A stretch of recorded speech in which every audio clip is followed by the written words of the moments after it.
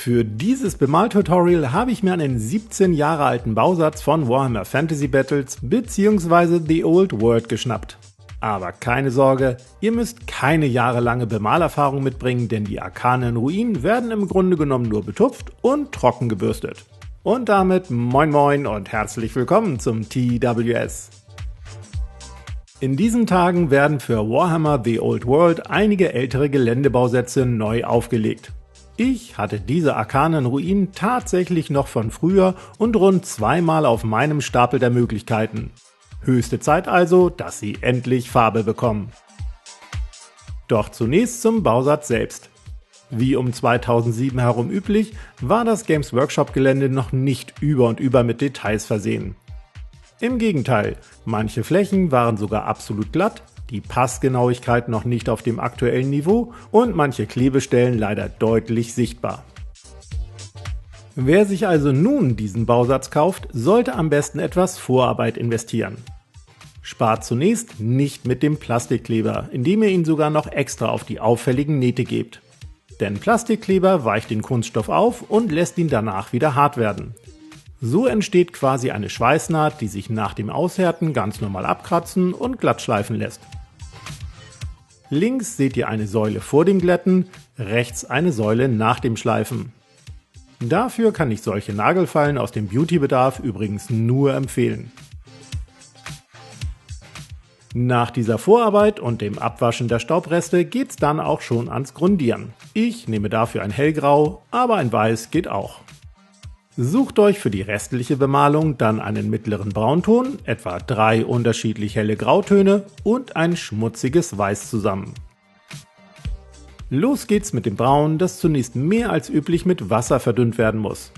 Denn um damit alle Ecken und Vertiefungen fix zu bemalen, sollte es eher dünnflüssig und nicht zu deckend sein. Bemalt damit großzügig alle Bereiche um die Ecken herum sowie sämtliche Risse, Mulden und sonstige Vertiefungen. Wie ihr seht, kommt es dabei überhaupt nicht auf Genauigkeit an. Schnappt euch jetzt den dunkelsten eurer Grautöne und ein Stück Schaumstoff. Nehmt damit etwas Farbe auf, verteilt diese durch Tupfen im Schaumstoff und betupft dann euer Gelände. Durch die wenige Restfarbe im Schaumstoff bleiben die Vertiefungen braun und es entstehen drumherum weiche Farbübergänge zum Grau. Außerdem entsteht durchs Tupfen selbst auf glatten Flächen eine Struktur.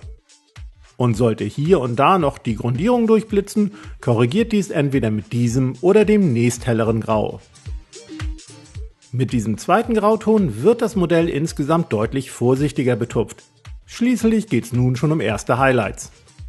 Achtet also darauf, dass ihr wirklich nur wenig Farbe auf dem Schaumstoff habt, damit keine Flecken oder Schlieren entstehen. Weiter geht's mit einem dritten und dem hellsten Grauton und weiteren Highlights. Konzentriert euch nun vorwiegend auf die Kanten und nehmt noch weniger Farbe bzw. seid noch vorsichtiger. Für den Abschluss wird alles mit einem schmutzigen Weiß ganz vorsichtig trocken gebürstet. Dabei darf der möglichst weiche Pinsel so gut wie gar keine Farbe mehr enthalten, damit lediglich die Kanten aufgehellt werden. Ganz nach Geschmack und nur noch mit der allerletzten Restfarbe könnt ihr abschließend sogar nochmal kräftig über alle Flächen bürsten, um die wenigen Details einen Tick mehr zu betonen. Wer mag, kann sich danach natürlich noch weiter austoben und zum Beispiel die ganzen Schädel bemalen oder mit Flock- und Grasbüscheln für zusätzliche Auflockerung sorgen. Ansonsten ist das Gelände aber auch so schon absolut spielbereit. Ich wünsche euch viel Spaß beim Nachmalen, denn natürlich könnt ihr diese Tupftechnik auch für jeden anderen Steinuntergrund bzw. andere Mauern verwenden. Wir sehen uns dann nächsten Freitag. Bis dann!